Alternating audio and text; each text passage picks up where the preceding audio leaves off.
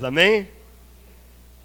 Sempre é uma grande bênção estar aqui em Indaiatuba. A gente sempre fica muito honrado, eu e a Ingrid, a minha esposa.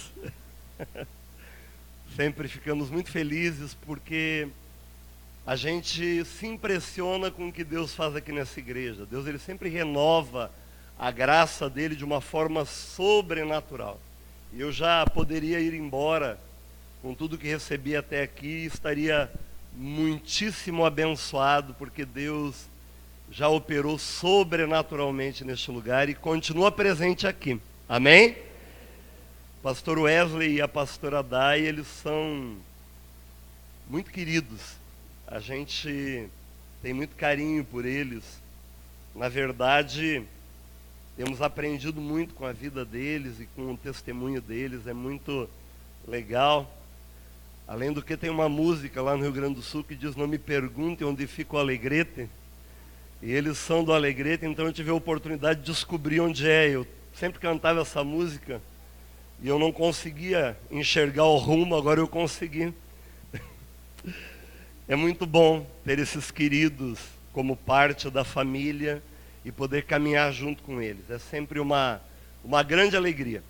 E cada um de vocês, por extensão, também faz parte da nossa família. Alguns há bastante tempo, né? Estão aí conosco, desde o tempo que eu tinha cabelo. Alguns lembram de mim do tempo que eu tinha cabelo e a barba preta ainda. Era magrinho. Os irmãos, eles fazem todos os comentários, né? A gente vai por partes, aí o irmão lembra de mais alguma coisa. Tinha cabelo, barba preta e era magrinho. Algum detalhe mais, irmãos? Fique à vontade. É muito bom a gente fazer parte desta família. É uma família muito preciosa. Hoje à noite eu quero repartir uma palavra com vocês. O tema são 7 passos para avançarmos. 7 passos para avançarmos. No meu coração, eu tenho uma gana muito grande de crescer. Eu não gosto de ficar no lugar onde eu estou. Eu completo esse mês 50 anos de idade. Né? Não parece, eu sei que você percebeu. Né? Não aparenta tudo isso. Mas esse mês eu vou completar 50 anos, mas eu só vejo que eu tenho 50 anos quando eu me olho no espelho. Quando eu estou andando, caminhando, meu coração ele arde muito por avançar, por crescer, por ir além. Tanto é por isso que Deus nos está retirando de Cosmópolis e nos levando para um novo desafio em uma metrópole como é a cidade de São Paulo. E a gente está muito feliz, estamos muito animados com esse novo desafio e com essa nova oportunidade do Senhor para nós, porque nós queremos avançar. E eu quero compartilhar com vocês esses 7 passos hoje à noite para estimular você a crescer, para estimular você a ir além, tanto no seu ministério, quanto na sua vida pessoal e em tudo aquilo que envolve você e aqueles a quem você ama. Abra a sua Bíblia em Filipenses capítulo 4, nós queremos ler os versículos 1 até 8. Filipenses capítulo 4, os versículos 1 até 8 nós queremos ler. A carta aos Filipenses, ela é uma carta muito preciosa do apóstolo Paulo, escrita a partir da prisão, e uma carta que manifesta o coração de um homem que amava profundamente a igreja de Jesus. Filipenses 4, versículos 1 até 8. Ali está escrito: portanto, meus irmãos, amados e muito saudosos, minha alegria e coroa, sim, amados, permanecei deste modo firmes no Senhor. Rogo a Evódia e rogo a Sintique, pensem concordemente no Senhor. A ti, fiel companheiro de jugo, também peço que as auxilies, pois juntas se esforçaram comigo no Evangelho, também com Clemente e com os demais cooperadores meus, cujos nomes se encontram no livro da vida. Alegrai-vos sempre no Senhor, outra vez digo, alegrai-vos. Seja a vossa moderação conhecida de todos os homens.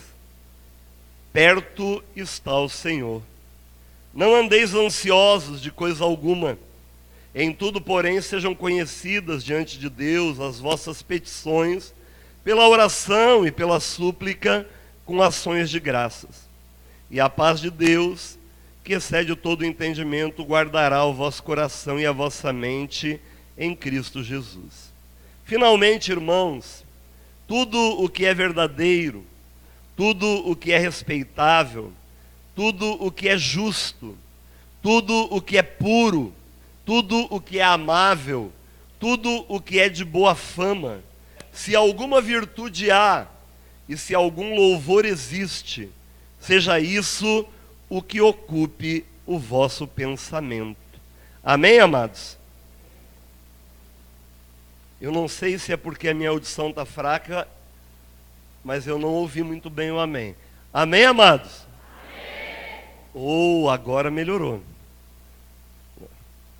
Eu quero falar sobre esses 7 passos, baseando na experiência do apóstolo Paulo e no coração deste homem. Primeiro passo, o Paulo destaca aqui no versículo 1, e eu quero que você entenda um pouco do contexto dessa igreja em Filipos. O primeiro passo é amar a igreja. Diga comigo, amar a igreja. A igreja em Filipos, ela nasceu de uma forma muito interessante. O apóstolo Paulo, ele foi com alguns discípulos seus procurar um lugar de oração. E ele foi para a beira do rio, procurando sossego. Só que quando ele chegou na beira do rio, era o dia de as mulheres lavarem roupa. E você sabe que onde tem bastante mulher, tem bastante conversa, né, irmãos? Não sei se é impressão minha, mas há estatísticas que dizem que as mulheres, elas precisam falar bastante. Isso não é crítica, de fato, Deus criou assim, né? Isso é a obra de Deus. E o apóstolo Paulo, que foi procurar um lugar silencioso, encontrou um lugar com muito bate-papo, com muita conversa, mulherada falando. E aí apareceu uma vendedora de púrpura chamada Lídia, dizendo, gente, olha aí, tem tecido hoje, tecido novo, tecido diferente, está aí para vender, você quer comprar, você quer comprar, você quer comprar. E aí o Paulo, como não perdia a oportunidade, ele ministrou o evangelho da salvação, e tendo ministrado o evangelho, a vida de Lídia, aquela vendedora de púrpuras, foi alcançada pelo amor de Deus. E ali, essa mulher convidou o Paulo e os seus discípulos para irem para a casa dela, e na casa dessa mulher se iniciou a igreja em Filipos, uma igreja na casa de Lídia. E é interessante o amor e o carinho que o apóstolo Paulo tinha por essa igreja. Eu quero dizer para você, com base naquilo que o Paulo viveu, que uma das coisas que nos fazem avançar é amar a igreja onde Deus nos coloca. Quando nós vestimos a camiseta da nossa igreja local, nós encontramos um caminho de crescimento. Quando nós não estamos divididos, achando assim, eu não sei se eu concordo, eu não sei se eu discordo, eu não sei se eu gosto, eu não sei se eu não gosto, isso nos faz parar. Quando o meu coração está dividido, quando eu não tenho um amor profundo e comprometido pela igreja, eu não consigo ir adiante. Eu fico marcando passo, eu não saio do lugar, eu não desfruto daquilo que Deus está fazendo no meio da igreja. Até em um momento como esse que nós tivemos no louvor agora, se o meu coração está dividido, eu não consigo receber de Deus o que Ele tem para mim. Mas quando eu amo a minha igreja, o meu coração, ele pulsa por ela. Tudo aquilo que Deus opera no meio dela gera em mim alegria, gera em mim gratidão, gera em mim disposição, gera em mim comprometimento. Se eu quero avançar na minha vida, no meu ministério, a primeira coisa, o primeiro passo que eu devo dar é amar a minha igreja. O apóstolo Paulo, ele tinha um profundo amor por aqueles irmãos da igreja em Filipos. Ele tinha um coração que pulsava, ele tinha saudade dos irmãos, ele tinha o desejo de estar com eles. Amar a igreja é algo que nos faz avançar e experimentar cura em muitas áreas de nossa vida. Milagres começam a acontecer. Deus começa a trazer novas direções. À medida que eu amo a igreja, eu experimento na minha vida uma transformação radical e um crescimento sobrenatural. Por quê? Porque amor gera compromisso, amor gera vínculo, amor gera, de fato, alegria. Porque quando a gente ama, a gente fica tão feliz, né, irmãos? É algo tão legal amar, estar apaixonado, especialmente pela igreja que o Senhor nos deu o privilégio de fazer parte. Isso é uma grande bênção e é um primeiro passo, é um passo fundamental para que a gente possa avançar. À medida que nós amamos a igreja, nós não ficamos mais comparando, mas a igreja tal é legal, a igreja X, a igreja Y, eu não preciso disso. Quando eu amo a minha igreja, eu posso dizer assim, tem tanta igreja legal, mas que nem a minha. Difícil, hein? Igreja que nem a minha. O lugar onde Deus me colocou aqui é chique, top demais. Olha o pastor e a pastora que eu tenho. Meu Deus, quem tem aquilo que Deus me deu? Quem tem aquilo que Deus me deu? E à medida que eu vou vivendo isso, eu vou experimentando cada vez mais um avanço significativo no meu ministério. Portas se abrem para que eu possa ser um instrumento de Deus no meio da igreja. O apóstolo Paulo, por esse amor incondicional que ele tinha pela igreja, ele se tornou o maior plantador de igrejas da história. E ele é o modelo de plantação de igrejas, ainda hoje sempre será para toda a igreja que quer de fato crescer. Por quê? Porque ele amava a igreja. O Paulo tinha uma paixão muito profunda pela igreja. E isso fazia avançar. Quem não ama a igreja não avança. Quem não ama a igreja não prospera. Quem não ama a igreja não cresce. Para você crescer, você precisa amar a igreja. O segundo passo, que é bastante importante, está no versículo 2. O apelo que o Paulo faz a essas duas irmãs. Aliás, se você está grávida e é menina, olha que dois nomes lindos, Evódia e Sintique, né? O pessoal era muito criativo para dar nomes, né? O Paulo conversa com essas duas irmãs sobre um probleminha que havia entre elas. Então, o segundo passo para avançar é andar em unidade. Diga, andar em unidade. Para que a gente avance, a gente não pode viver no meio de conflitos, viver no meio de desentendimentos, de confusão. A gente não pode estar brigado com o irmão, olhar para o irmão e dizer, estou de mal.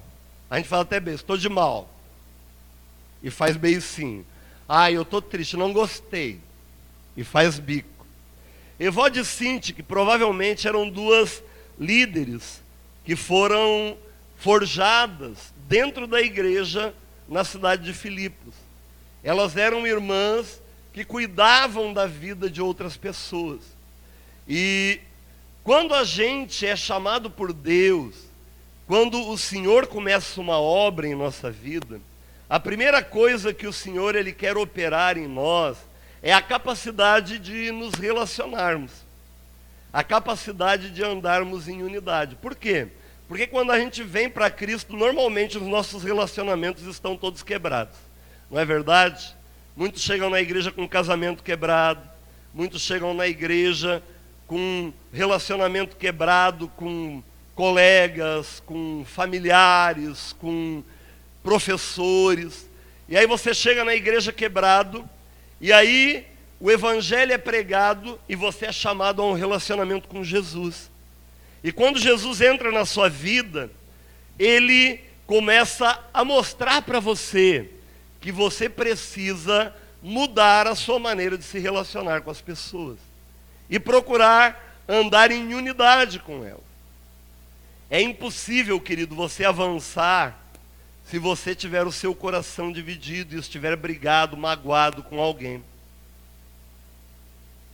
A palavra de Deus diz que a amargura ela cria raízes, e essas raízes elas criam enfermidade até no nosso corpo. À medida que você está magoado, amargurado, isso gera enfermidades, isso gera dores, isso gera situações que impedem você de ir além. Por isso, uma das coisas fundamentais para o seu avanço é buscar viver em unidade com as pessoas. Se você está magoado com alguém, é fundamental que você peça perdão. Ah, pastor, por que eu tenho que pedir perdão? Não fui eu que fiz? Porque quando a gente está brigado com alguém, é sempre aquela pessoa que é culpada. Não é verdade, irmão? A gente nunca é culpado. Você já se sentiu culpado quando você estava brigado com alguém? Você estava brigado porque o outro errou com você. E aí a gente pergunta para o outro, ele está bravo com você porque você errou com ele. Então os dois têm razão. É que nem aconselhar casal brigado. Eu já sou pastor há muitos anos. E é impressionante quando os casais vêm conversar comigo, o marido tem razão e a esposa também. Eu nunca vi tanta gente tão cheia de razão quanto um homem e uma mulher quando brigam. Porque a mulher diz, não, eu posso ter até um pouco de erro, mas o que ele fez não dá para perdoar. Aí ele diz, não, eu até erro de vez em quando, mas o que ela faz, ela não muda. Quando você está brigado, você sempre tem razão. É verdade ou não é, meu irmão? Você sempre está certo e o outro está errado. Você sempre tem, de fato, direito, porque o que o outro fez não é aceitável.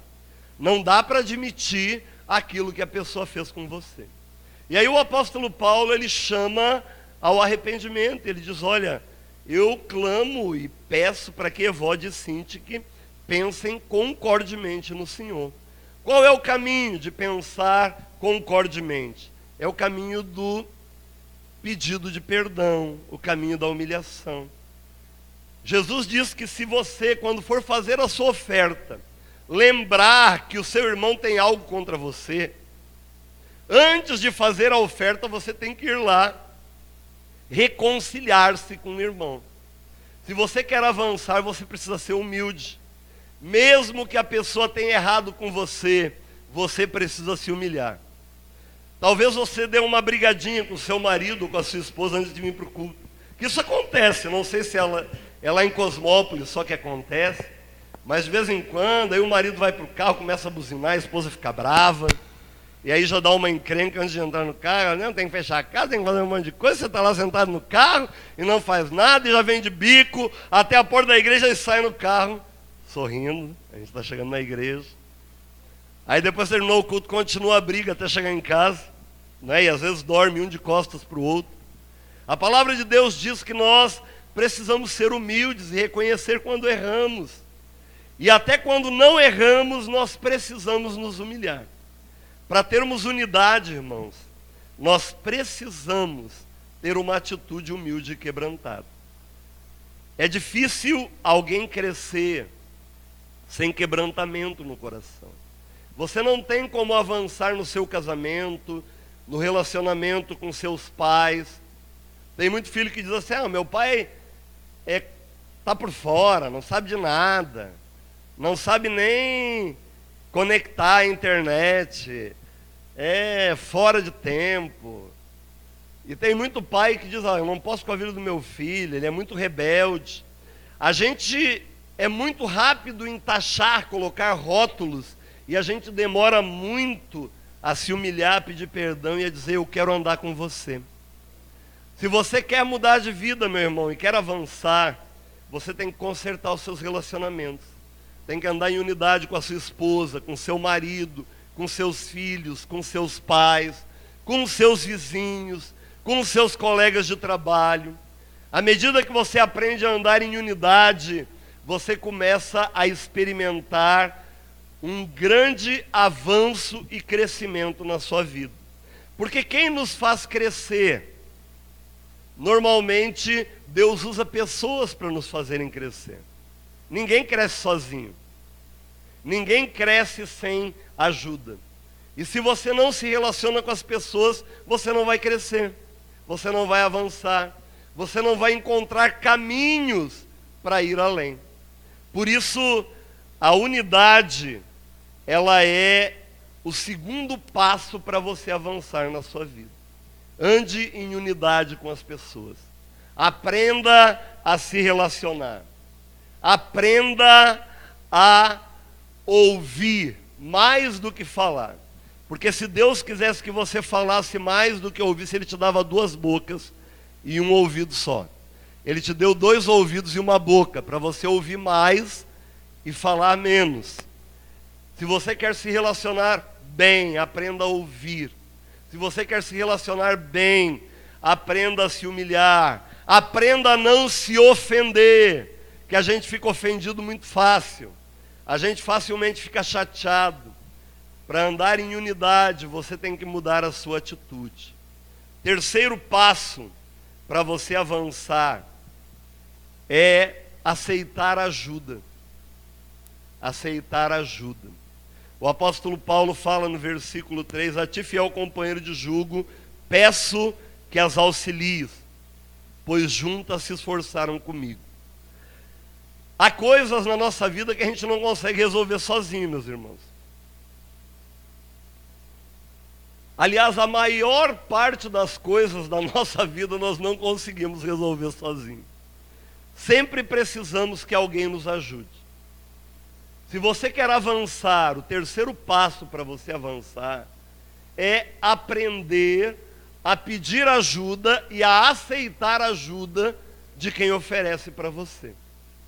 Deus, Ele quer usar o seu discipulador para ajudar você. Tem muita gente que não é transparente no discipulado. Tem muita gente que não abre o coração verdadeiramente, que não expõe aquilo que está escondido e depois acaba quebrando a cara, acaba se dando mal. Tem muita gente que o discípulo só sabe que está com problema depois que a coisa estoura. O discipulador pergunta: e aí, como é que está o teu casamento? Tudo bem. E aí, o seu casamento? Tudo bem. Aí depois de um tempo ele diz: eu quero separar da minha esposa, mas não estava tudo bem. É que eu não queria contar, aquela mulher não dá para aguentar, o senhor que não mora com ela, porque se morasse com ela não ia ver como é que ela é. Quem não é transparente, quem esconde o jogo, depois paga um preço alto por isso. Porque quem esconde o jogo está dizendo assim: eu sou autossuficiente, eu não preciso de ninguém, eu não preciso de ajuda, eu faço do meu jeito, ninguém se mete na minha vida, ninguém tem nada com isso, eu faço do jeito que eu quero. E quem se move assim não sai do lugar, porque nós precisamos de ajuda, irmão. Não tem como viver sozinho. Deus nos criou para que a gente viva de uma maneira interdependente, um conectado ao outro. A vida é assim, e no corpo de Cristo não é diferente. O apóstolo Paulo, ele diz que nós somos membros uns dos outros. Nós estamos vinculados, ligados uns aos outros. Por isso, se você quer crescer, primeiro, se deixe ajudar. Abra seu coração, irmão. Fale a verdade. Às vezes é difícil. Tem gente que às vezes está passando necessidade, não tem comida para comer em casa e não pede. Irmão, ninguém consegue adivinhar o que você precisa. Deus, Ele faz questão de não nos revelar às vezes a sua necessidade. Sabe por quê? Para que você se humilhe. Porque o soberbo sempre leva na cabeça, irmão. Mas a nossa soberba nos impede de dizer: olha, eu preciso de ajuda. Lá em casa acabou o óleo. Eu estou sem grana para comprar um sabonete. A minha conta de luz atrasou. Eu não estou conseguindo. Eu estou desempregado. Tem como você me ajudar? Não é somente ajuda material. Às vezes você vai dizer assim: eu estou entrando em depressão. Eu estou com um pensamento constante na minha cabeça que não sai. Se você não abrir o coração, você vai entrar em depressão. Você tem que se deixar ajudar. Gente, eu estou brigado com meu pai. Eu estou brigado com a minha mãe. eu não consigo me acertar com eles. Tem como você me ajudar? Se eu quero avançar, eu preciso ser humilde para pedir ajuda. Porque quem não pede ajuda, quem não se deixa avançar, não se deixa ajudar, quebra a cara. E tem muita gente sofrendo porque não se deixa ajudar. Se o seu discipulador não puder fazer nada por você, ele orando pela situação e clamando, Deus vai operar um milagre e vai agir na humildade, no quebrantamento do seu coração. Deus, ele vai abrir portas e vai fazer você ir adiante à medida que você for honesto e reconhecer que precisa de ajuda. Nós não podemos andar sozinho. Ninguém avança sozinho. Para você avançar, você precisa se deixar ajudar. Você precisa abrir o coração para que as pessoas possam ajudar você. Não fique escondendo o jogo, irmão. Não fique fazendo de conta que está tudo bem quando não está bem. Se não está bem, não fica contando para todo mundo. Fale com o seu discipulador, diga, olha, eu não estou bem. Eu não estou legal. Eu estou com insônia. Quem daqui já sofreu de insônia alguma vez? Irmão, isso é horrível. Não é horrível ter insônia. Às vezes dá vontade até de morrer, porque você não consegue dormir. É um horror. Mas tem gente que sofre e não conta para ninguém. E não pede oração. E às vezes quando conta, conta para a pessoa errada. A gente precisa ter um coração humilde e se deixar ajudar por quem pode nos ajudar. Abra o seu coração, irmão. Seja sincero. Seja transparente. Seja honesto. Porque Deus, ele vai fazer você avançar à medida que você se deixar ajudar. Quarto passo que o apóstolo Paulo coloca é a alegria. Diga comigo, a alegria. Teve um pastor da Alemanha chamado Christian Schwarz, que ele fez uma pesquisa nas igrejas que mais crescem no mundo inteiro. O nome dessa pesquisa, o título do material que ele publicou é Desenvolvimento Natural da Igreja. Nessa pesquisa, ele detectou que igrejas que crescem, elas têm 8 características. E uma das características é a alegria. É a alegria. A alegria é algo fantástico. A alegria é algo que contagia e que cura. O apóstolo Paulo, quando escreveu essa carta, ele estava preso. Estar preso não é motivo de nenhuma alegria. É muito ruim você ser cerceado na sua liberdade. Você não poder sair do lugar onde você está. Ser preso no tempo do apóstolo Paulo era pior ainda. Porque as cadeias, lá se as de hoje aqui no Brasil são ruins, lá eram muito piores. Ele estava preso com um ferro amarrado ao pé. A alimentação era escassa.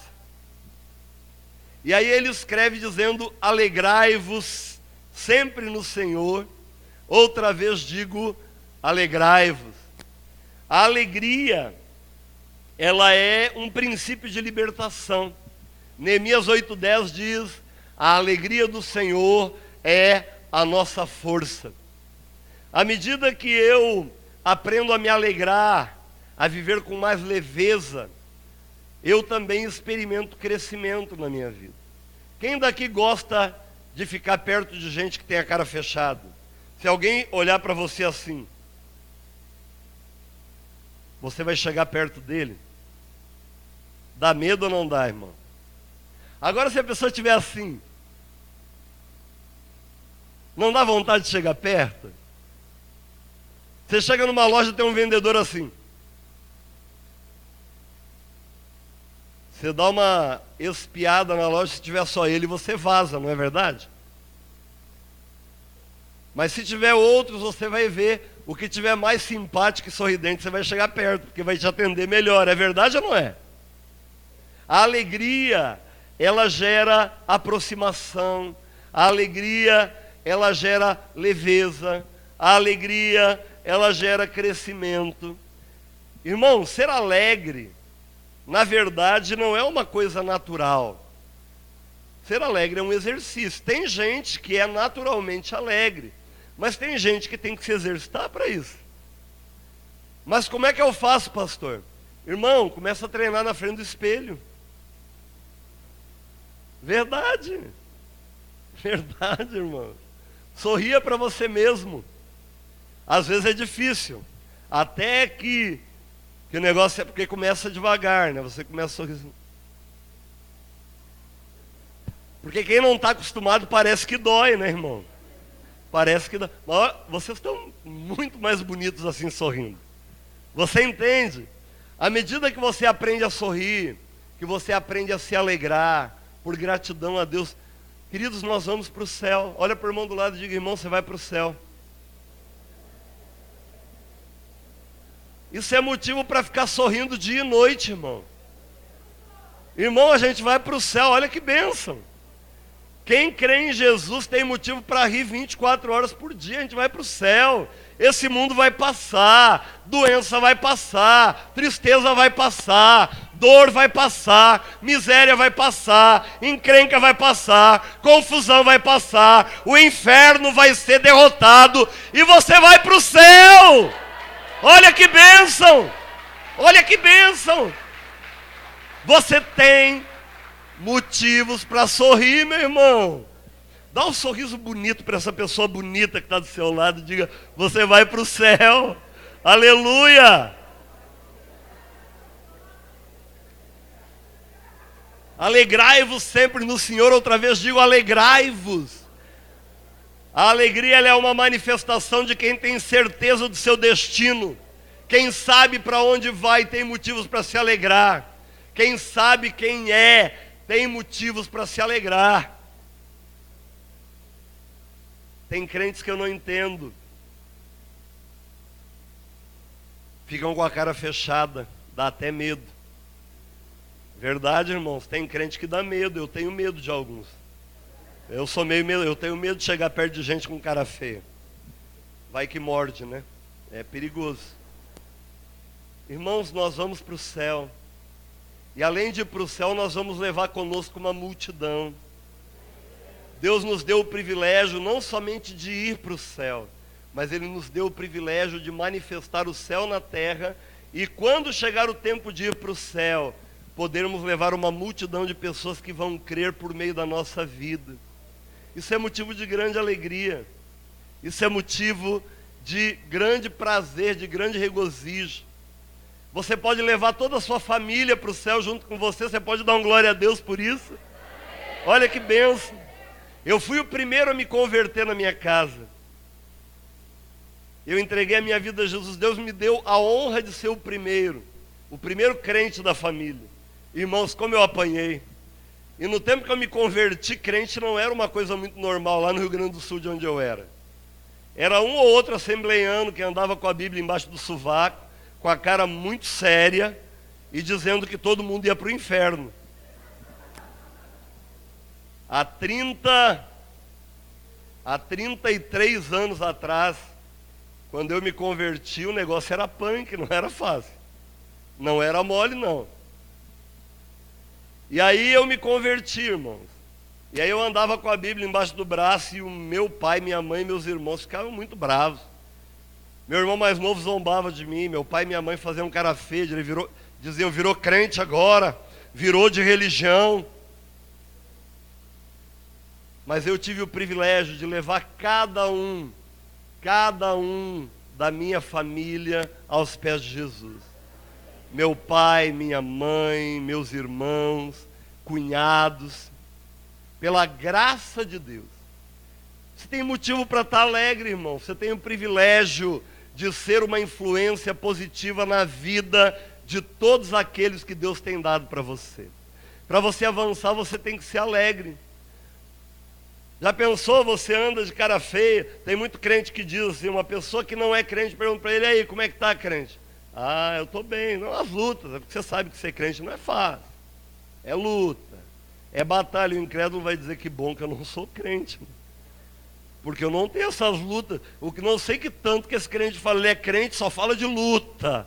Só fala de luta. Meu Deus do céu. Ainda bem que eu não sou crente.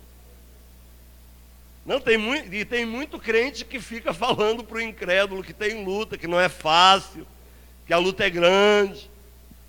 Primeira frase que alguns crentes dizem é, não, está uma luta, irmão. Está uma luta, a luta está grande. Mas Jesus dá vitória, aleluia, mas está uma luta. É batalha. Irmão, esse jeito de ser crente dá medo, irmão. Claro que tem luta. É óbvio que você não vai mentir nem enganar. Mas a vida com Jesus é uma grande bênção. Você estava indo para o inferno. Você era escravo das drogas. Era escravo da prostituição. Estava com seu casamento desfeito. Talvez você tinha até uma enfermidade incurável. Deus te curou, Deus te salvou, te libertou. Irmão, você já venceu a luta. O Senhor todo dia está com você. Então, você precisa manifestar essa alegria. Deus, Ele nos dá vitória na nossa caminhada à medida que nós aprendemos a nos alegrar, aprendemos a sorrir. A gente tem que sorrir mais, irmão. Tem muita família que vive em contenda porque não sorri mais em casa. Lá em casa a gente dá muita risada e quando não ri a gente faz cócega para rir, porque tem que rir, irmão. Essa vida com Jesus é muito boa. A minha esposa, eu estou sempre cutucando ela, né? Estou sempre provocando, ela olha para mim, ela já aprendeu que não adianta ficar brava, então ela ri. É muito bom a gente aprender a viver alegremente. A alegria nos faz avançar. Quinto passo para você avançar, meu irmão. Ser ponderado, diga ser ponderado. O apóstolo diz, seja a vossa moderação conhecida de todos os homens, perto está o Senhor. Tem muita gente que é boca grande demais, fala na hora errada, fala coisa errada, fala do jeito errado. Gente que exagera no que fala, ou não fala o que deve falar. A moderação, ela significa a mesma coisa, ela é sinônimo de ponderação. O que é uma pessoa ponderada? Uma pessoa ponderada é uma pessoa que sabe falar a coisa certa, na hora certa e do jeito certo. Se há uma coisa importante para você avançar, é você saber controlar a sua língua. O Tiago já diz isso, olha, a língua ela é muito pequena, mas pode botar o corpo inteiro no inferno. É um órgão muito pequeno, que pode detonar com a sua vida. Por isso é importante você aprender a falar na hora certa, do jeito certo, com as pessoas certas. É importante você ser ponderado naquilo que você diz.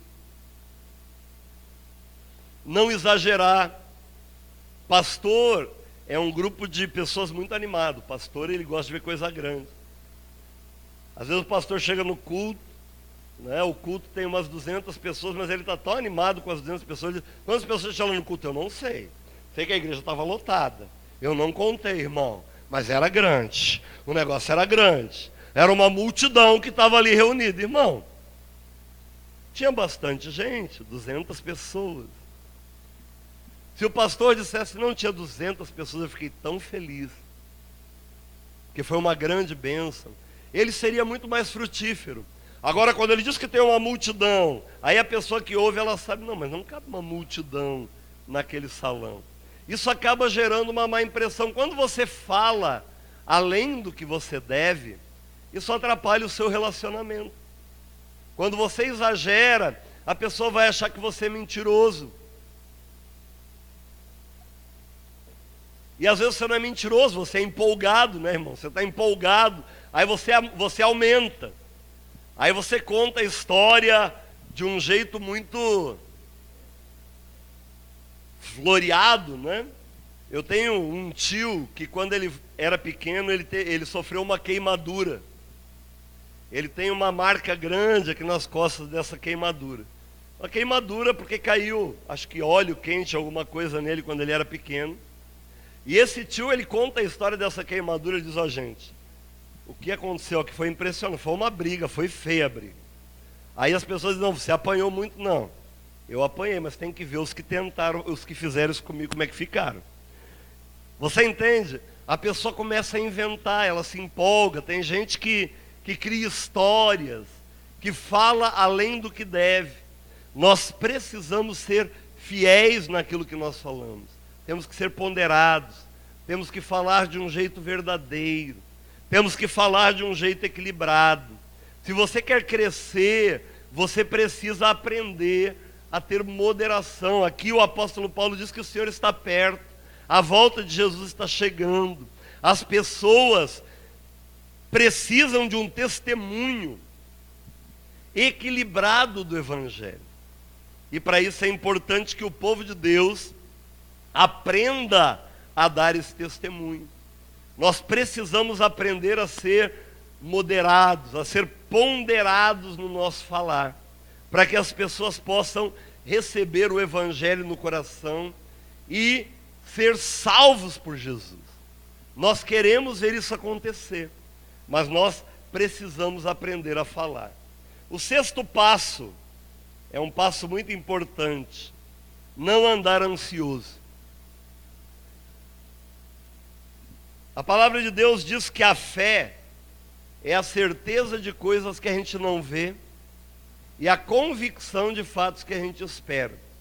Muita gente acha que o oposto de fé é incredulidade, mas não é. O oposto de fé é ansiedade. Como assim, pastor? O que é ansiedade? Ansiedade é o medo das coisas que eu não vejo e o tremor diante dos fatos que me esperam. A fé é certeza daquilo que eu não vejo e a convicção de fatos que eu espero. A ansiedade, ela é uma porta de destruição, de depressão, de enfermidades físicas, de enfermidades emocionais. A ansiedade, ela nos impede de crescer, ela nos impede de avançar, ela nos impede de andarmos pela fé. A fé, ela nos traz certeza, ela nos traz descanso, ela nos traz paz, como diz o versículo 7. À medida que nós estamos cheios de fé, a paz de Deus, ela guarda o nosso coração e a nossa mente. A ansiedade faz a gente perder o sono. A ansiedade faz a gente perder a fome.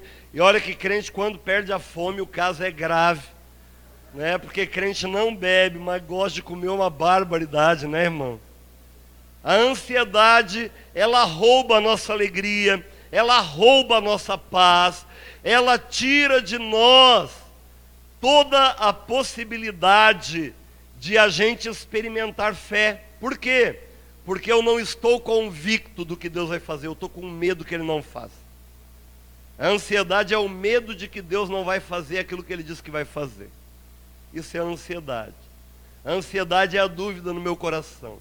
Deus disse que vai me sustentar, mas eu estou preocupado em não ter comida. Deus disse que vai cuidar da minha família, mas eu estou preocupado que meu filho seja atropelado quando ele está andando na rua. Deus disse que vai cuidar de mim, mas eu estou preocupado que o ladrão entre na minha casa.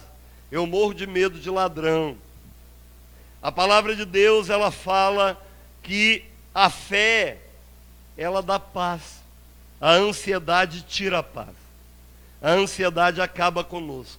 Como vencemos a ansiedade? O Paulo dá a resposta, ele diz que é por meio da oração, por meio da comunhão com Deus. À medida que eu tenho intimidade com Deus, eu aprendo a descansar nele. Por quê? Porque eu aprendo a ouvir a voz dele, eu aprendo a experimentar aquilo que ele é, eu aprendo a desfrutar daquilo que ele promete. Eu só venço a ansiedade à medida que eu busco intimidade com Deus. A ansiedade é falta de intimidade. A ansiedade é falta de fé. Ai, pastor, mas eu sou tão ansioso. Então, irmão, é um desafio de crescimento. É um passo que você precisa dar para avançar na sua vida. Você quer avançar, você precisa crer que Deus está cuidando de você. Adianta passar a noite em claro por causa de um problema? Você já resolveu um problema por não dormir? Já resolveu um problema por deixar de comer? Porque você está preocupado? Já resolveu um problema por roer a unha? Tem gente que nem unha mais tem. Aliás, tem alguns que nem o dedo mais tem quase, porque já estão roendo o toco do dedo. Resolveu o teu problema, irmão? Se resolveu, rói a minha também, me dá uma força. Dá uma força que eu te empresto o meu. Se resolve o teu, me ajuda aqui que eu estou precisando também. Ansiedade não resolve problema de ninguém. O que resolve é a fé. É você estar em comunhão com Deus e crer que aquilo que Deus diz é verdade. É crer que o que Ele falou que iria fazer, Ele vai fazer. É crer que Ele vai dar para você o que Ele disse que daria. É crer que Ele vai operar aquilo que Ele disse que operaria. A ansiedade rouba a tua paz, a tua alegria, o teu descanso, a tua saúde. Quer avançar? Não ande ansioso, ande por fé. Não ande ansioso, confie em Deus. Hebreus 11:6 diz que aquele que se aproxima de Deus precisa crer que Ele existe e que se torna galardoador de quem o busca. Ou seja, para você vencer a ansiedade, você tem que ter certeza que Deus quer te presentear, que Deus quer te abençoar. Eu e a minha esposa estávamos tendo alguns desafios nas nossas finanças. Nossos filhos estão na universidade, as contas aumentam quando os filhos vão para a faculdade. E eu tenho 3, assim, eu fui muito animado, a gente fez 3, um atrás do outro, 1 ano e meio de diferença um do outro. Uma bênção. E aí nós passamos por um momento de aperto. Mas nós sabíamos que Deus iria trazer o alívio. E aí o nosso presidente resolveu liberar o fundo de garantia. E Deus nos deu uma grana que vai regularizar as nossas contas e ainda vai sobrar. Olha que bênção, irmão. Olha para o irmão do lado e diz: para de ficar ansioso, irmão. Avisa ele. Confie em Deus. Aí alguém vai dizer: mas eu não tinha FGTS. Irmão, eu não estou falando de FGTS, eu não estou falando de governo. Eu estou falando de um Deus que na hora certa entra com providência e Ele tira de onde Ele quer. A gente recebeu o FGTS agora. Quando nós íamos comprar nossa casa, eu tenho um plano de previdência privada e eu migrei esse plano. Só que eu não estava mais recebendo o extrato do plano. E um dia eu recebi o extrato e tinha 1/10 do que eu tinha que ter. E aí eu fui lá no banco e o gerente ficou apavorado, porque eles cometeram um erro. Eles não fizeram os depósitos adequadamente, foi um erro do banco. E aí o gerente até me serviu o cafezinho, irmão, para você ver a mancada que ele deu. E num plano de previdência privada, você não pode tirar por mês mais do que R$ 1.200, porque é descontado o imposto de renda. Naquele dia eu saí no banco com um saco com R$ 13.000. O gerente corrigiu. Tudo aquilo que ele não depositou, ele colocou juros, ele melhorou e disse: não, o senhor é um cliente especial. Um cliente especial. A gente é muito especial, a gente é filho do Rei Jesus, né, irmão? Eu nunca antes na história da minha vida, como disse o ex-presidente Lula, andei com tanto dinheiro na mão, irmão. Saí do banco com um envelope pardo com R$ 13.000. Ou seja, pudemos comprar a nossa casa. Que a gente havia feito uma proposta para comprar a casa, só que a gente não tinha dinheiro. Mas a gente tinha uma fé. Não, a gente cria que Deus nos deu a casa. A casa que nós compramos na época, ela estava à venda por R$120 mil. O valor dela de venda, na verdade, era 250. O proprietário botou por 120. E eu ofereci 60 para ele. Verdade, irmão. Deus, na verdade, Deus é minha esposa, porque eu estava com vergonha de oferecer 60. E aí a minha esposa disse, mas você não tem fé quando diz que eu não tenho fé, irmão. Aí mexe comigo. Não, verdade, mexe comigo. Só que me falta um pastor miserável que não tem fé, né, irmão? Aí não presta para aquilo que escolheu fazer. Aí eu disse, querida, mas a casa ela vale muito mais. Mas você não tem fé? Oferece 60 mil. Claro que tem fé. Já fiquei muito macho.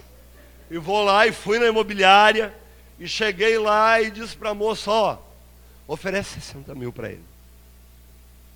A moça, oferece 60 mil para ele. Muito valente, irmão. Muito, não. Estava macho aquele dia. Você nunca me viu valente desse jeito.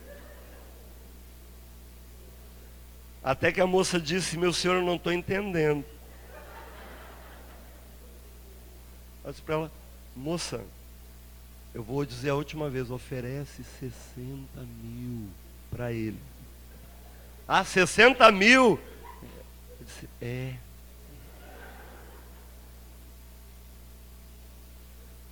Só que eu disse para ela, só que é assim. Que aí eu já me enchi de fé mesmo. Eu disse, só que eu não tenho. Eu tenho um carro que vale 20 mil, então desses 60 mil, 20 mil ele tem que aceitar o carro. Cheio de fé, irmão. Ela disse, o senhor quer dar um carro? Eu disse, quero dar um carro. Disse, tá bom. Ela ligou para o proprietário, alô, seu Cosmo, tem um moço aqui, oferecendo 60 mil pela sua casa, 40 mil em dinheiro e um carro no valor de 20 mil. E eu do lado. Aí ela, não conseguiu ouvir o que ele dizia, tá,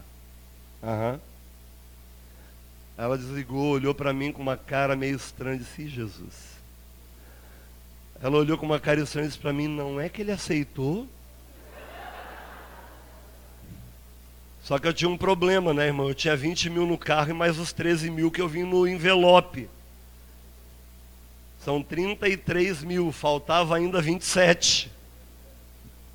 Mas ele aceitou. E na outra semana ele ia receber então dinheiro, a gente ia fazer o contrato. E a gente conseguiu os 27, aliás, conseguimos 35. O meu cunhado emprestou para a gente, assim, ele disse, paga quando puder, do jeito que puder, com juros de poupança. Eu disse, Jesus, o Senhor é muito lindo. E agora a gente está indo para São Paulo, a gente comprou essa casa há 10 anos, né, amor? 8 anos. 8, 10 anos. Foi um avaliador lá em casa e disse, essa casa vale entre 500 e 600 mil reais, pastor. Eu paguei 60 mil reais pela casa, irmão. Deus aumentou 10 vezes mais, em 10 anos. Aumentou uma casa por ano para nós. Você pode dar um glória a Deus por isso? Deus, Ele quer cuidar de nós. Não adianta você ficar ansioso. Se tem algo que você precisa, Deus vai dar. Pode parecer impossível. Pode parecer inalcançável. Você pode se perguntar, será que um dia eu vou ter minha casa própria? Eu creio que Deus, Ele deseja que todos nós tenhamos vida em abundância. Deus quer dar a sua casa própria. Mas muito mais do que isso, Deus quer dar paz para você. Deus não quer que você ande ansioso. Quer avançar, irmão? Joga fora a ansiedade. Confie em Deus. Jogue fora a ansiedade. Descanse nele. Jogue fora a ansiedade e confie que Ele vai te ajudar. Amém? E por último, Pensar no que estamos pensando. Isso é uma frase da Joyce Meyer, no seu livro O Campo de Batalha da Mente. Pensar no que estamos pensando. Paulo diz no versículo 8, irmãos, tudo que é verdadeiro, tudo que é respeitável, tudo que é justo, tudo que é puro, tudo que é amável, tudo que é de boa fama, se alguma virtude há e se algum louvor existe, seja isso que ocupe o vosso pensamento. Se você quer avançar, meu irmão, você precisa aprender a pensar no que você está pensando. A gente pensa muita porcaria na vida.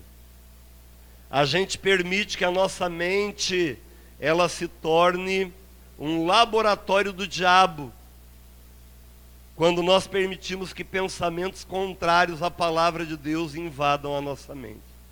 A nossa mente, ela tem que ser ocupada com pensamentos que vão nos edificar, com coisas que vão nos fazer crescer.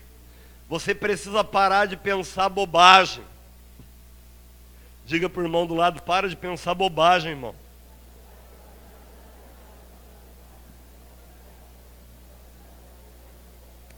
Tem gente quando briga com a mulher, a primeira coisa que pensa é, vou separar. A Bíblia diz que Deus odeia o divórcio. A Bíblia diz que Deus abomina a separação. E aí a gente dá lugar na nossa mente para o que o diabo quer, não para o que Deus quer. Você pensa o que o diabo quer que você pense. Como é que você vai avançar pensando desse jeito?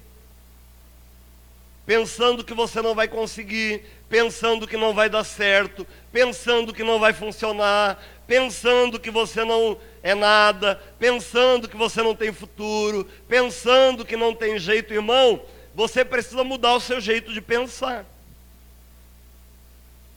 O Salomão diz que conforme o homem pensa, assim sucede com ele. Nós somos aquilo que pensamos. Se você pensa que você é um lixo você é. Por quê? Porque você se faz de lixo na sua mente. Na sua mente, você já conquista as vitórias ou as derrotas que você quiser conquistar. Se você quiser andar derrotado, você tem que encher a sua mente de derrota, de miséria, de morte. É importante você ocupar a sua mente com coisas que vão fazer você crescer, coisas que vão abençoar você. Você tem que mudar o jeito de pensar, parar de pensar mal, parar de pensar que as pessoas estão querendo enganar você, parar de pensar que não vai dar certo. Tem gente que diz assim, a minha família tem histórico de câncer, aí faz que nem a Angelina Jolie, arranca os 2 seios porque tem histórico de câncer de mama na família. Uma mulher linda, uma atriz, que ganha rios de dinheiro, fez dupla mastectomia, arrancou os 2 seios, porque ela tinha tendência a ter câncer. Quando você pensa errado, você chega a mutilar o corpo. Tem gente que chega a se automutilar porque ocupa a mente da maneira errada. Você tem que pensar que Deus é poderoso. Você tem que pensar que Deus criou você perfeito. Você tem que pensar que Deus criou você para vencer. Você tem que pensar que Deus criou você para avançar. Você tem que pensar que Deus criou você saudável. Você tem que pensar que você vai ter uma vida longa e saudável. Você não vai ser um velho que vai andar se arrastando. Eu sempre digo para a Ingrid, eu quero me aposentar aos 90 anos, depois a gente vai curtir a vida, irmãos. Que até os 90 eu quero trabalhar com muito vigor, depois dos 90 dá para curtir, que eu já trabalhei bastante, né? Eu quero dizer para você, irmão, que você tem que aprender a pensar da maneira correta. O pastor está dando aula do poder do pensamento positivo. Não, irmão, eu estou ensinando você o que Jesus ensinou. Jesus, ele nos ensinou a olhar para as coisas do jeito de Deus. E o jeito de Deus é um jeito transformador. O jeito de Deus é um jeito milagroso. O jeito de Deus é um jeito poderoso. Se você quer andar em vitória, você tem que gerar a vitória na sua mente. Se você quer crescer, você precisa gerar o crescimento na sua mente. Você precisa alimentar o que é bom, o que é puro, o que é verdadeiro, o que é respeitável, o que é justo. Se alguma virtude há e se algum louvor existe, é isso que deve ocupar a sua mente. Pare de pensar coisas ruins, coisas erradas. Sabe qual a tendência que a gente tem? A pessoa passou por a gente e não nos viu, não nos cumprimenta. A gente pensa assim, será que ele está de mal comigo? Você nunca pensa, ele não me viu. Depois eu vou dizer para ele, ô querido, eu te vi lá e você passou. A gente nunca pensa assim, será que ele está de mal comigo? Será que falaram de mim alguma coisa para ele e ele ficou magoado? A gente sempre pensa mal. Você vê uma criança andando aqui na beirada, vai cair. A primeira coisa que você pensa, vai cair, vai se estrumbecar, vai quebrar a cabeça, vai levar 8 pontos.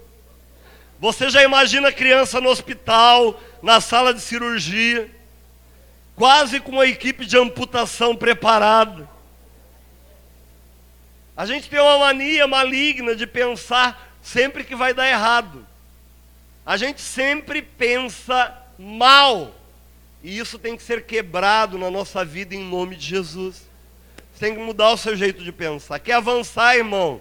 Ninguém avança pensando do jeito que sempre pensou.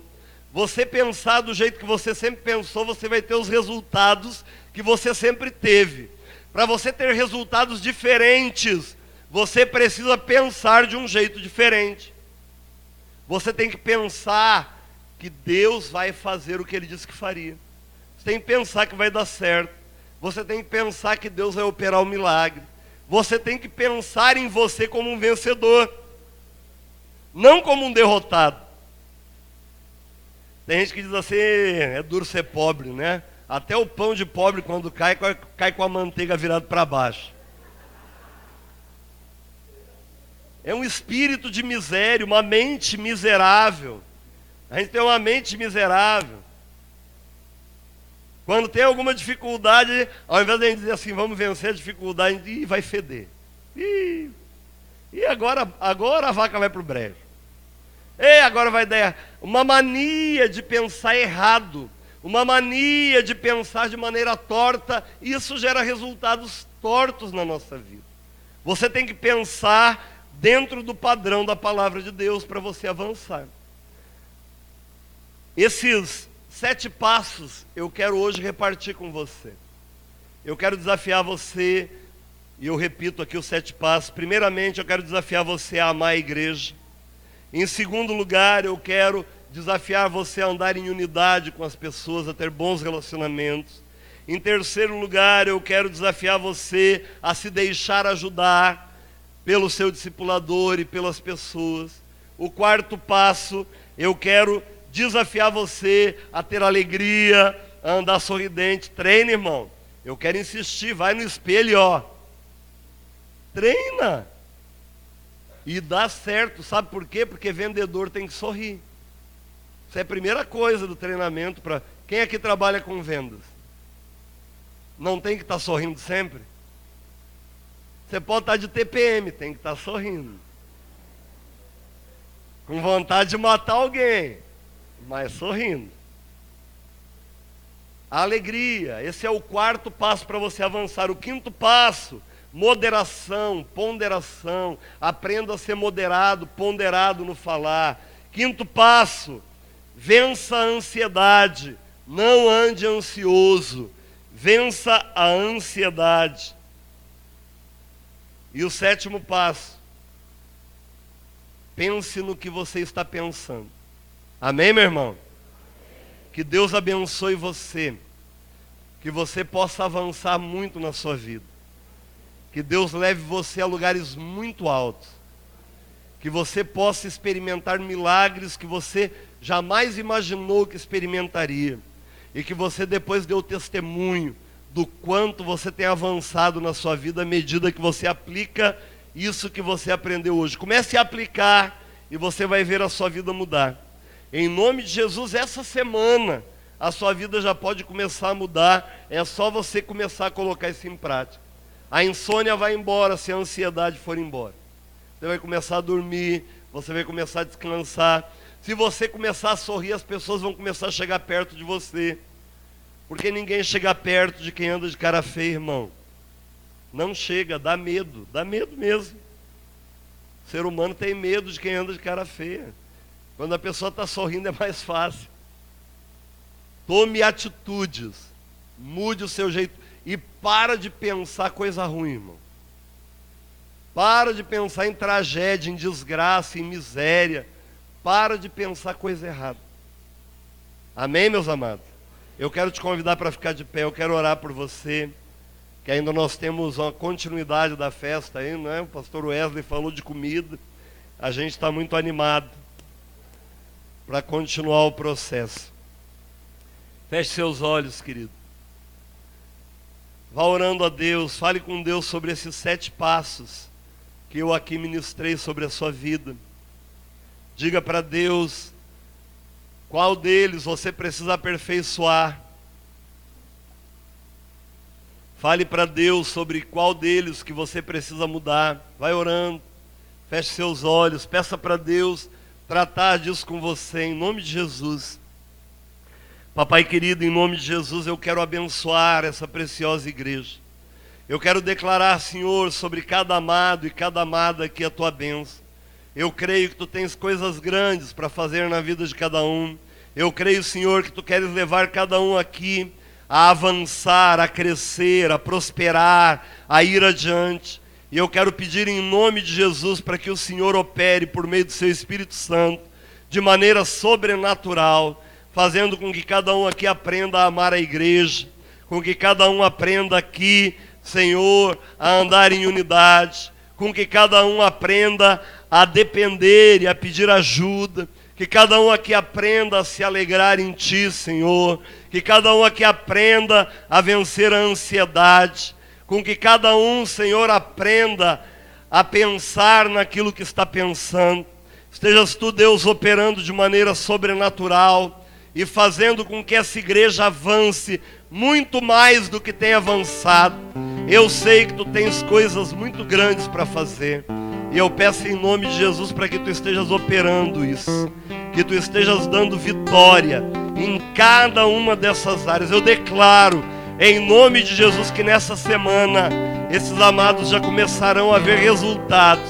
Eu declaro em nome de Jesus que nessa semana esses amados já começarão a ver mudança, a ver transformação, a ver ações sobrenaturais do Senhor na vida deles por meio da mudança de atitude.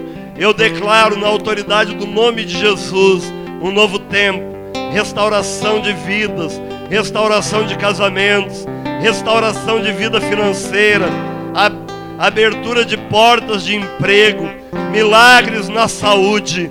Eu declaro em nome de Jesus que é um tempo novo chegando, levando esta igreja a um crescimento exponencial, fazendo com que essa igreja experimente um avivamento sobrenatural de conquista e avanço dessa cidade.